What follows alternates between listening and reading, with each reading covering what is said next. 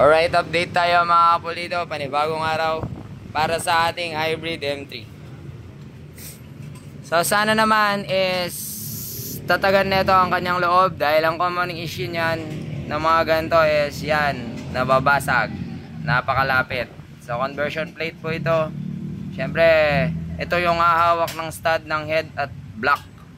So piyesa naman ni customer yan, ilalagay lang natin. Pero mas the best talaga kapag ganito is baka lang gamitin. Kasi marami na ako nakita na basagan nito is tumagas. So hindi ko na kasalanan yon kasi ako'y builder. So ilagay natin. So kung ano naman ang consequences, purong piyesa ng may-ari yan, is hindi natin ano yan, warranty natin is sa gawa. So yan, habang ginagawa ko to, balbula. May talentang kay Kenny, salpak mo rin. Detale ako mo Kenny, salpak mo Ken, ayan o. talentang bore out kay niya. Bore out Kenny ah. Awan eh. Yung pang bore out pala natin. Tingnan na lang natin. Pero isabay na natin i-bore out to mga kapulido. Nasalpak ko lang kay mama na habang ginagawa. Kasi kailangan na din natin bore outin ang kanyang base plate. Dahil hindi rin kasya. So habang pinapasalpak ko kay Momon yan, gawin ko muna to. Ito sila sir, shoutout sa kanila. Biktima ng nagtipid, kaso lalong napagastos. Ayan. Anong brand to sir? Oh yes, naku. Ataka na naman. Ataka, pagka-build, pag-uwi ng Nueva Ecija, ayun, pong-pong agad ang kanyang valvula. Masyado ng common yan mga kapulido. So, huwag po tayo masyado magtipid. Dahil lang masyadong pagtitipid, minsan ay nagiging masyadong gastos. Alright. So, gumawa na ako ng bagong valves. Ayan.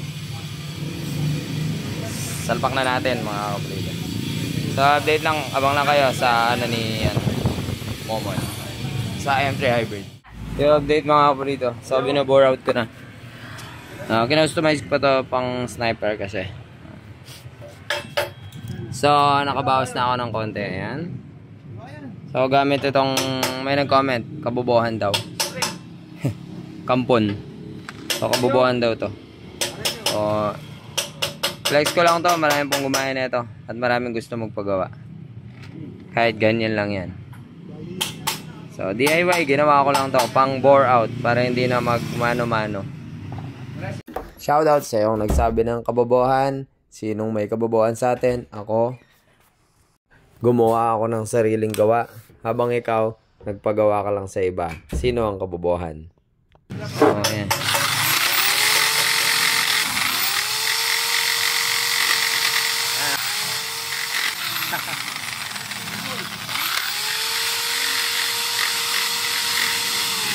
Ganyan lang yan.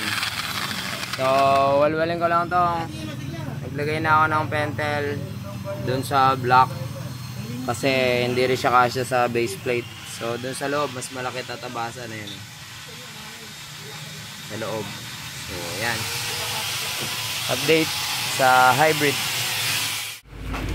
Alright, update mga kapulido. Napakarami ko nang naipon. Nagkanda sira-sira na rin ang aking barena.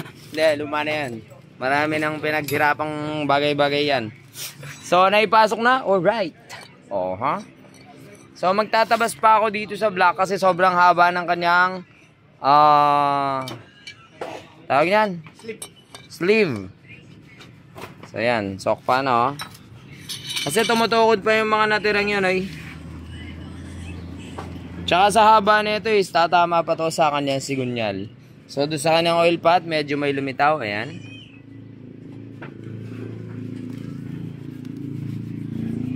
Ayan, oh.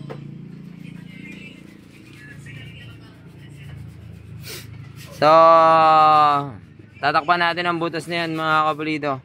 Dami na naipon, oh. Ang tatalim yan. So, mga casting yan, galing sa engine. Mapapansin nyo, iba yung kulay. Medyo, mas malutong kasi itong makintab na yan, compare dito sa, ano, so, pundido, parang pundido kasi ito eh. Tapos dumating na rin yung ating nabiling sigunyal sa tropa. Dating gawa natin Soul i125. Nagpalit siya. Pero goods pa naman, ang problema lang pin bearing. So syempre papalitan din naman natin lahat yan. Yun. Shoutout pala sa mga na nasa bahay. Paggising ko nandun na, taga Sorsogon pala. Yan, naglagay lang kami ng temp gauge. Kosa temp gauge dito sa bagong gawang 4 valve. Yan, pwede na tayong umuwi at ox na to, may natrabaho tayo. Medyo matrabaho lang yung pagwawalwal kasi hindi siya basta-basta. Bali dito sa kanyang mga stud, ang pinagbabawal dito kasi di sila pwedeng sagarin kasi tutukod sila sa mismong shell. Hindi pwede yun. Ayan o, yung shell. So ito, babangga ito, gawin natin para makuha natin lahat is patagin na natin to. Pero hindi ito yung gagamitin, malamang is yung aftermarket na mas mahaba kasi stock to eh. So papatagin natin, hindi pwedeng higpit na higpit kasi kung higpit na higpit is magkokontrahan sila, itutulak na paangat ang base plate na antang to adapter. So adapter to M3 to sniper. So ayan, apat sila. Ito dito. Dito ayan, medyo lumabas na talaga kasi mas malayo ang stud ng sniper kaysa sa M3. Yan, kung makikita yung difference, ito stud ng M3, ito stud ng sniper. Diba? So next day ulit, syempre hindi naman natin pwedeng itaya ang isang buong araw para sa ganitong set kasi hindi naman kayang tapusin sa isang buong araw. Tapos syempre kailangan ko rin tumanggap ng schedule for per day para syempre may kitain din ang store at may pampasweldo tayo. Alright, so tambak. Nagkalat ang 4 valve dito. Yan, 4 valve na rin yan.